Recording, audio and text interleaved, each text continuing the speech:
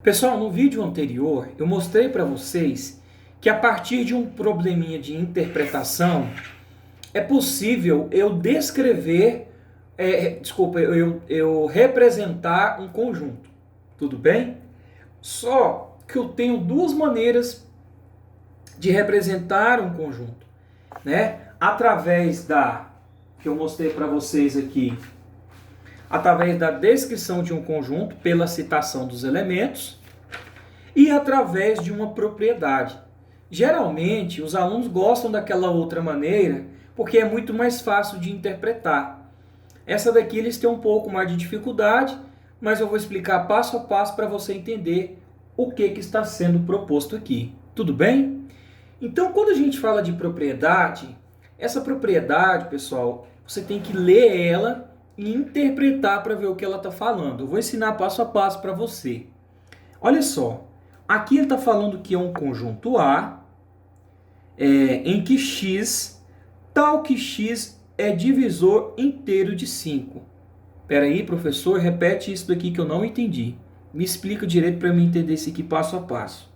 Primeira coisa, essa barra aqui significa tal que. Tal que, tais que, também pode ser aceito. O que ele está te falando? X, tais que. Esse número x, por que o senhor colocou x? Porque é um número que eu não conheço. Então, por isso que a gente utiliza essa representação genérica. Sempre vai ser desse jeito, tá? X, tal que esse x aqui, ou seja, esses números, é divisor inteiro de 5. Agora você pensa, o que é um divisor inteiro de 5? Quais são os números que o 5 divide? Aí você para e pensa, o 5 divide por 1 e o 5 divide por 5, porque 5 é um número primo. Exatamente, pessoal. O 5, ele é tanto divisível por 1 quanto divisível por 5. Concorde comigo? Só que aqui na questão ele fala inteiro. E o que significa inteiro? Inteiro são os números tanto negativo quanto positivo. Então, quais são do menos negativo até o mais positivo os divisores de 5? Os números que o 5 dá para dividir? Bom, o 5, vamos começar aqui então.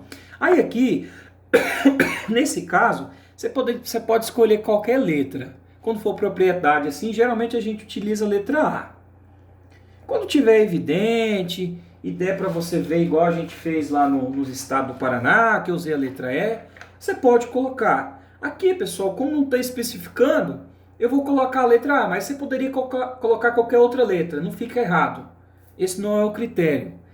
Aí você pensa o seguinte, como aqui, quais são os números tanto negativo quanto positivo que o 5 divide?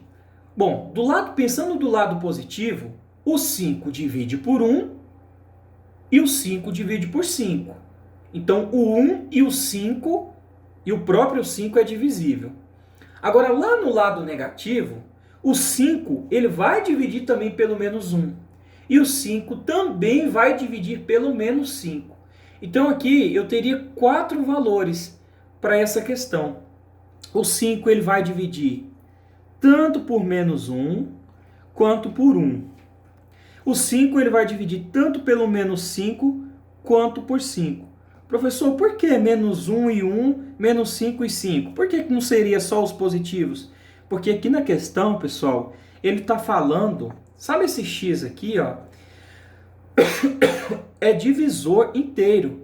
Então, esses números aqui, eles são divisores inteiros, quer dizer que tanto pode ser os negativos quanto os positivos do número 5. O 5 divide pelo menos 1, o 5 divide por 1, 5 divide por menos 5 e o 5 divide por 5. Outro valor ele não vai dividir exato, ele vai ficar com vírgula, então não é o nosso interesse, tá bom? Espero que vocês tenham entendido. A letra B, pessoal, ele está te falando aqui, ó, eu tenho um conjunto B em que o valor x pertence aos números naturais. Para quem não sabe, isso daqui são os números naturais. E ele está falando que esse valor de x é menor que 3. Bom, então vamos começar aqui. Esse valor x aqui, pessoal, seria um valor natural. Se é natural, vai ser os números positivos. Só que eles são menores que 3. Agora eu te pergunto, quais são os números naturais menores que 3? Aí você pensa, poxa, os números naturais começam a partir do zero. O número natural menor que 3 é o 0, o 1 e o 2. O 3 ele não entra porque tem que ser menor. Então, na verdade, pessoal, esse x aqui nada mais são do que os números 0, 1 e 2. Tá? Então, você vai colocar, a gente pode colocar aqui o A. Aí você abre aqui umas chaves. Quais são os números menores que 3? E tem que ser natural. Nesse caso aqui é o 0, o 1 e o 2. Pessoal, para quem não está entendendo, o que é esse x aqui? Esse x, pessoal, são esses valores aqui, ó. Traduzindo isso daqui, bora ver se eu consigo traduzir para você entender. Ele está falando que é um número desconhecido, números desconhecidos, que eu estou chamando de x, que pertence ao conjunto dos números naturais, tais que esses números que eu não conheço tem que ser menor que 3. É assim que poderia ler isso daqui. Só que em matemática a gente lê com simbologia. Esse x aqui, pessoal, seria esses valores aqui, ó. É um número, ou números que eu não sei, que são divisor inteiro, que tanto pode ser negativo quanto positivo do 5. E esse daqui pode ser os números que pertencem ao conjunto dos naturais. Se são conjuntos naturais, vai ser os números positivos. Porém, esses números aqui, você viu que ele repetiu de novo x? Tem que ser menor que 3. Lembrando, pessoal, que esse símbolo aqui significa menor que. Quais são os números naturais menores que 3? O 0, o 1 e o 2. Pronto, já está representado para você. Essa aqui é um pouquinho mais difícil, mas eu acredito que você, com paciência, você vai conseguir entender da maneira como eu expliquei. Tudo bem? Vamos dar continuidade aqui. Vamos falar agora sobre conjunto unitário. Bom, o que é o conjunto unitário? Bom, como o próprio nome diz, unitário vem de um. Conjunto unitário é o conjunto formado por um único elemento. Conjunto unitário, ele não vai ter dois elementos, ele vai ter apenas um e somente um elemento. Aí aqui, pessoal, eu trago para vocês em forma de propriedade. Vamos ler aqui. Conjunto C, em que x pertence aos naturais, então esse daqui é os naturais. Esse x aqui, pessoal, é um valor que eu não conheço, por isso que eu estou chamando de x. Aí isso daqui complica, né? Em que x é menor que 5 e maior que 3. Gente, aonde que vocês têm mais dificuldade para interpretar isso aqui? Quando eu dei aula para o oitavo ano do ensino fundamental, toda vez que eu colocava isso daqui, os meninos não conseguiam ler. Eles não sabem o que é menor e o que é maior. Para eles aqui tudo é menor. Ó. Cuidado. Toda vez que o x aparecer, olha para mim, entre dois números, você vai ler desse jeito. A boquinha que tiver fechada para o x, você lê isso aqui do meio para os lados. É assim que eu falo para meus alunos. Então você vai começar lendo aqui a partir do meio. A boquinha fechada para esse x significa menor. A boquinha aberta para o x significa que esse valor x aqui é maior. Então vou repetir. Você vai começar lendo ele do meio. Você primeiro lê do meio para a esquerda ou do meio para a direita. Então você pode ler assim, ó. Esse valor x, ele é menor que 5. porque a boquinha está fechada para ele. Em relação ao número 3, o valor x ele é maior. Por quê? Porque a boquinha está aberta para o x. Então a gente fala que o x ele é maior que 3 e menor que 5. Traduzindo isso daqui, pessoal, fala para mim, qual que é um número que é menor que 5, porém ele é maior que 3? É um número que está entre 3 e 5. Ué, professor, é o número 4? Então esse x aqui, pessoal, nada mais é do que o número 4. Ele quer dizer que esse número aqui, ele é menor que 5, porém, esse número aqui, em relação ao número 3, ele é maior. Então, quando a boquinha estiver aberta para o x, significa que ele é maior, do lado esquerdo. Quando a boquinha estiver fechada, esse daqui é menor que o do lado direito.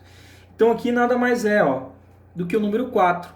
Esse número aqui, ele é menor que o 5, porém, esse número x aqui, que eu não conheço, ele é maior que o número 3.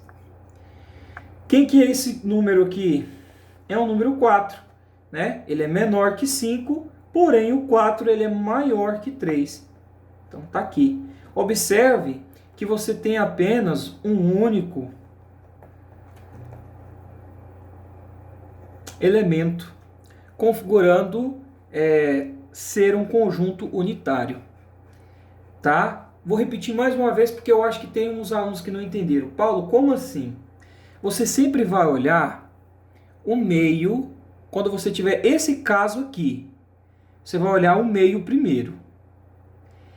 Esse número x que eu não conheço, quando a boquinha do maior ou menor estiver fechada para ele, tipo aqui, para o lado direito, essa boquinha está aberta ou fechada em relação a esse número x que eu não conheço? Está fechada. Significa que esse x aqui, esse número, ele é menor que 5. Quando a boquinha estiver aberta para esse número desconhecido x do meio, significa que ele é maior que esse número 3. Então a gente lê assim, o x é menor que o número 5, porém o x ele é maior que o número 3. Boquinha aberta significa que esse número é menor que esse daqui. Boquinha fechada significa que esse número aqui é menor que 5. Boquinha aberta significa que esse número x aqui ele é maior que 3. Então é um número que está entre 3 e 5.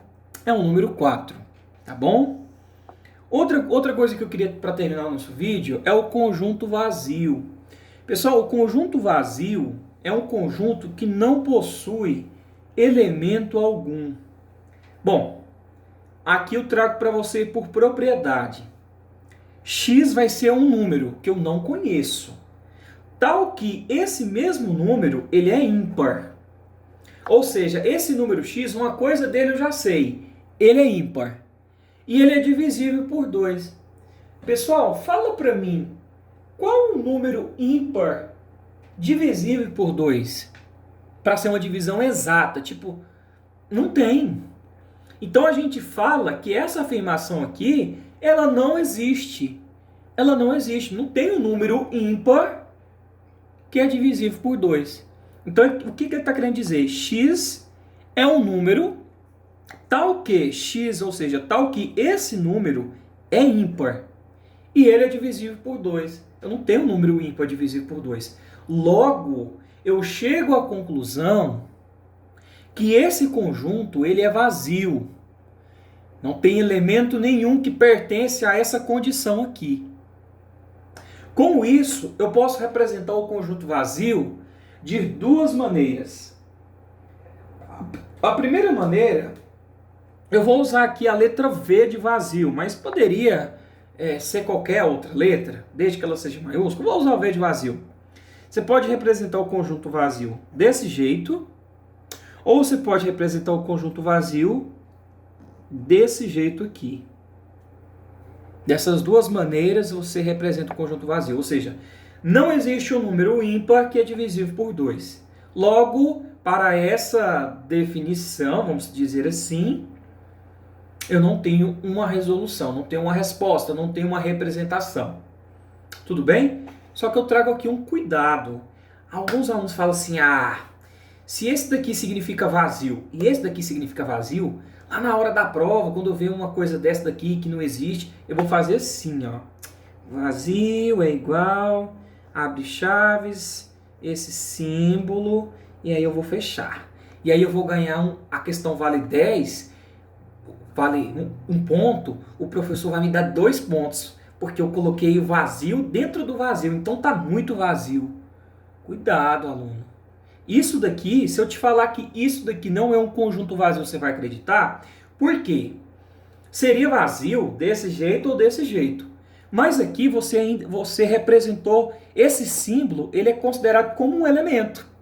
Você acredita nisso? Quando você faz isso daqui, ó, se eu não chegar a fazer essa cagada aqui, esse símbolo aqui, que significa vazio, quando ele pula aqui para dentro das chaves, ele passa a ser um quê? Um elemento. E aí, quando eu tenho um conjunto representado por um único elemento, adivinha o que ele vai se tornar a ser? Um conjunto unitário. Então, se você faz isso daqui na prova, isso daqui não é conjunto vazio. Conjunto vazio é desse jeito ou é desse jeito.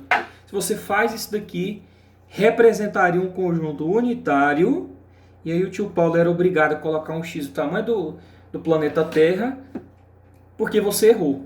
Mesmo você falando, ai professor, mas nossa, eu coloquei o vazio dentro do vazio. Não, não pode, desse jeito aqui, de jeito nenhum. Cuidado com isso daqui. Vazio é desse jeito. Alunos, eu espero que vocês tenham compreendido o começo dessa nossa aula. Se você não compreendeu, deixa suas dúvidas, principalmente nessa questão das propriedades.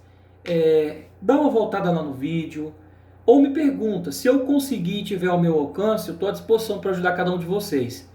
Um abraço e até a nossa próxima aula.